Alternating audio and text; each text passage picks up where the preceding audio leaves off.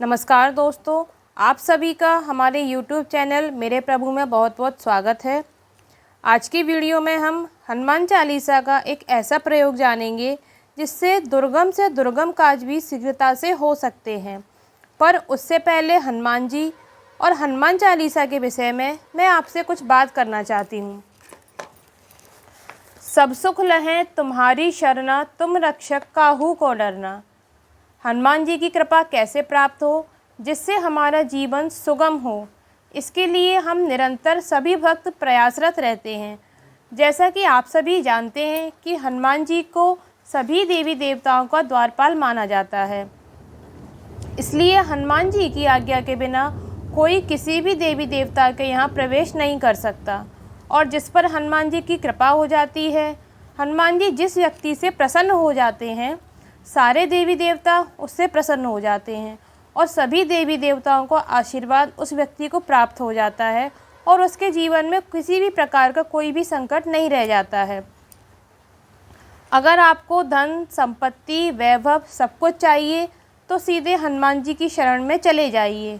सांसारिक सुख और भगवान दोनों अगर किसी से मिल सकते हैं तो वो केवल हनुमान जी से ही मिल सकते हैं, क्योंकि हनुमान जी के बारे में कहा गया है, तुम उपकार सुग्रीव ही कीना, राम मिलाए राजपद दीना। अर्थात अगर आपको श्री राम जी चाहिए तो भी, और अगर आपको राजपद चाहिए तो भी आपको हनुमान जी की शरण में जाना चाहिए। हनुमान जी को मनाने का सबसे सरल साधन है, सबसे सरल मंत्र है और सबसे सरल ग्रंथ है तो वह है हनुमान चालीसा। ये हनुमान जी को प्रसन्न करने का, हनुमान जी के पास पहुंचने का, हनुमान जी को प्राप्त करने का और हनुमान जी को प्रकट कराने का सबसे सरल मंत्र है, क्योंकि यह एक सिद्ध मंत्र है।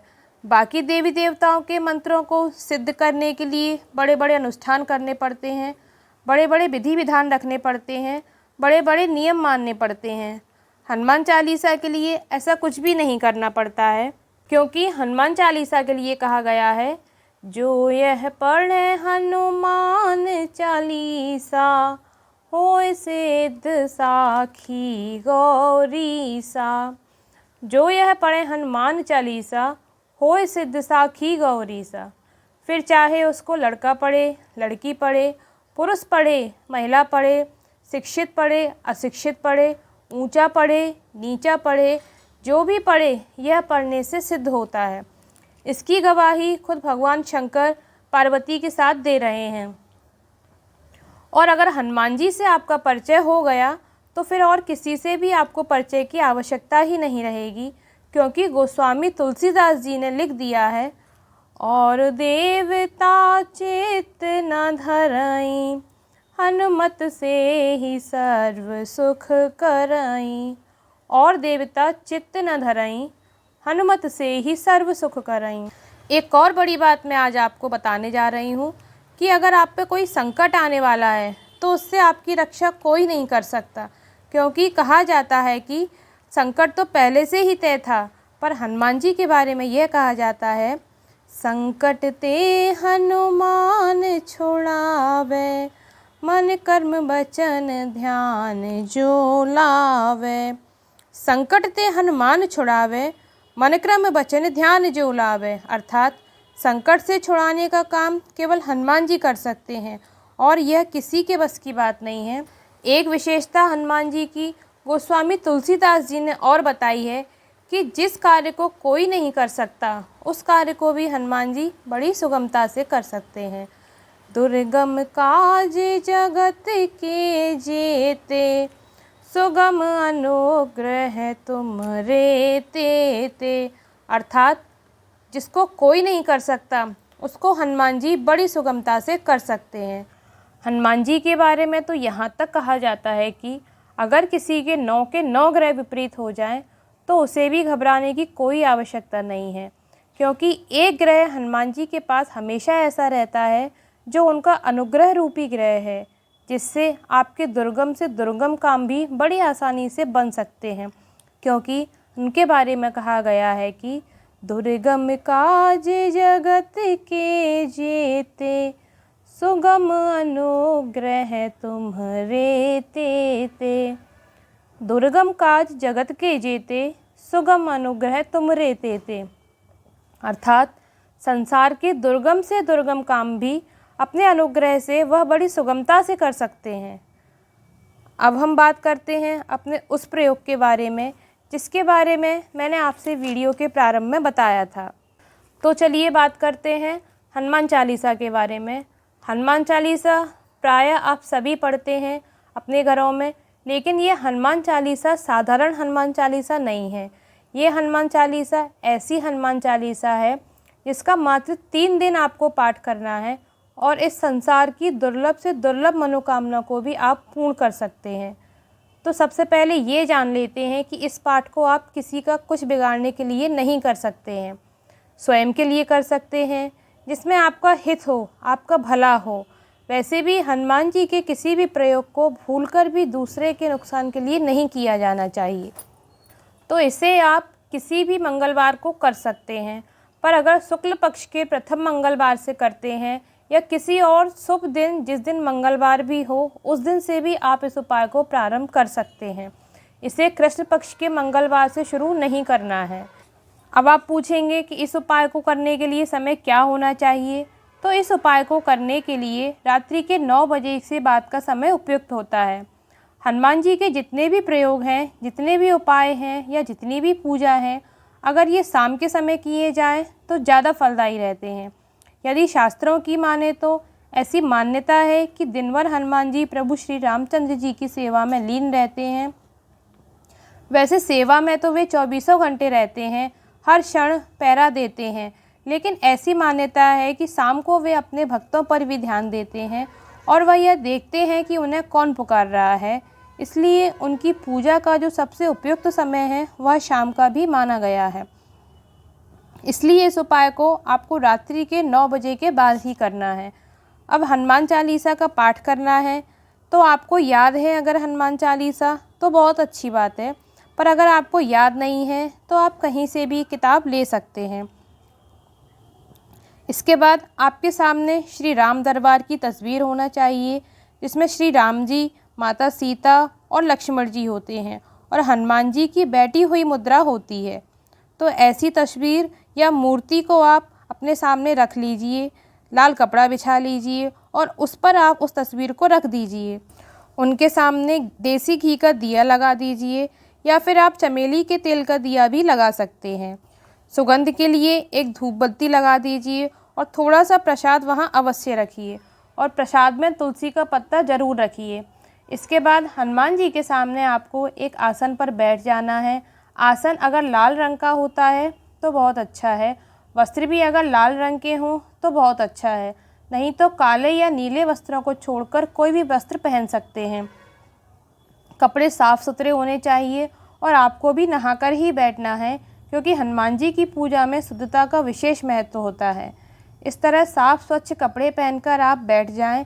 फिर क्या करना है, तो इसके बाद आपको हाथ में जल लेकर 3 बार आचमन करना है। अब आचमन क्या होता है, अपने सीधे हाथ में जल लेकर अपने मुख पर 3 बार छुआना होता है। तो ऐसे करके 3 बार आप आचमन करेंगे। उसके बाद आप ध्यान करेंगे और संकल्प करेंगे।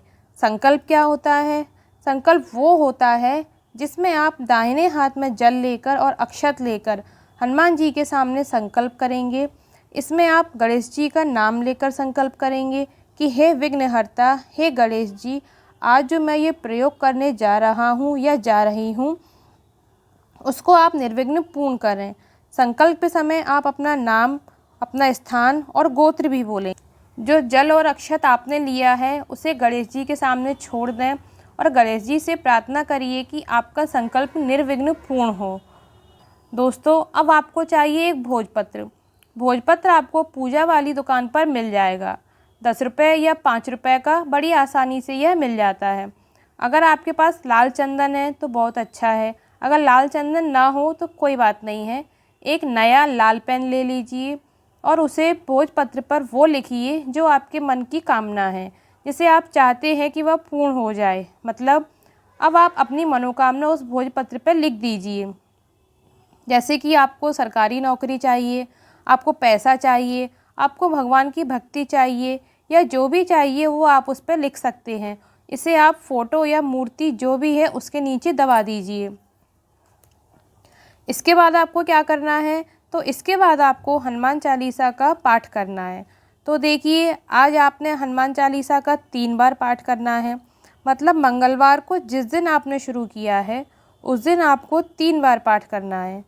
3 बार पाठ करने के बाद सबसे पहले राम जी की आरती कीजिए, उसके बाद हनुमान जी की आरती कीजिए, उसके बाद प्रसाद जो है उसे आप खा सकते हैं। अगर इस उपाय को तीनों दिन व्रत रख कर करते हैं तो सर्वोत्तम है। अगर किसी कारण से व्रत नहीं कर सकते तो कोई बात नहीं है, वैसे भी कर सकते हैं, मगर ध्यान रहे कि मांस, मदिरा, लहसुन, प्याज का सेवन नहीं करना है। एक बात और ध्यान रखना है कि अगर पहले दिन आपने 9 बजे स्टार्ट किया है तो अगले दिन भी आपको 9 बजे ही करना है।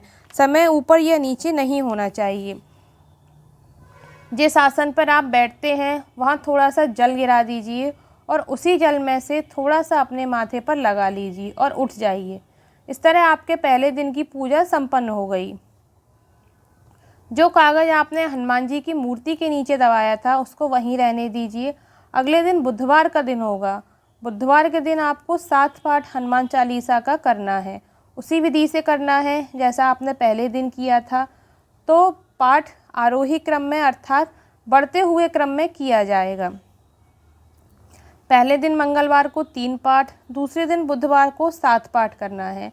दूसरे दिन आपको संकल्प नहीं लेना है क्योंकि संकल्प एक ही बार लिया जाता है, और ना ही आपको अपनी मनोकामना लिखनी है क्योंकि वह भी पहले से लिखी हुई है। बस आपको 7 बार पाठ करना है। आरती करनी है, पहले राम जी की, फिर हनुमान जी की। उसके बाद प्रसाद लेना है। दीपक और धूप तब तक जलते रहना चाहिए जब तक कि आप 7 पाठ करेंगे। इसके बाद बात करते हैं तीसरे दिन यानी गुरुवार की।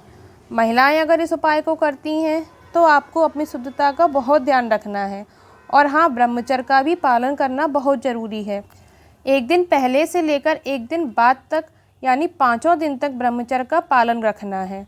ध्यान रहे, अनुष्ठान किसी भी तरह टूटना नहीं चाहिए, इसीलिए पहले से ही आपको अपने कार्यक्रम को देखकर ही इसे शुरू करना चाहिए। अगर आपको कहीं जाना हो तो इसे शुरू नहीं करना चाहिए। अब बात करते हैं तीसरे दिन गुरुवार की। तो तीसरे दिन आपको हनुमान चालीसा के 11 पाठ करना है। संकल्प आप नहीं लेंगे क्योंकि संकल्प आप पहले ही ले चुके हैं, मनोकामना भी आप पहले ही लिख चुके हैं। 11 पाठ करने के बाद श्री राम जी की आरती करेंगे, फिर हनुमान जी की आरती करेंगे, और उसके बाद शनिवार को, अब आप ध्यान दीजिए, 3 दिन का पाठ पूर्ण करने के बाद शनिवार को आप इस कागज़ को किसी भी हनुमान मंदिर में ले जाएंगे और हनुमान जी के दाहिने पैर के पास अपनी मनोकामना बोलते हुए इस कागज़ को उनके पैर के पास रख देंगे। यह उपाय आप सुबह या शाम किसी भी समय कर सकते हैं। इस कागज़ को वहां रखकर आपको अपने घर आ जाना है। दोस्तों, हनुमान जी का यह बहुत ही पावरफुल प्रयोग है, और हनुमान जी तो कलयुग के एकमात्र देवता हैं। कई भक्तों को तो उनका एहसास भी हुआ है। अगर आप भी प्रत्यक्ष अनुभव करना चाहते हैं तो आप इस उपाय को ज़रूर करिए। ऐसा लिखा गया है और बताया गया है कि इससे हनुमान जी स्वयं आपके कार्यों को पूर्ण करने आते हैं, क्योंकि इस उपाय को करने से वह अपने भक्त का काज करने से अपने आप को रोक नहीं पाते। जय श्री राम, जय हनुमान।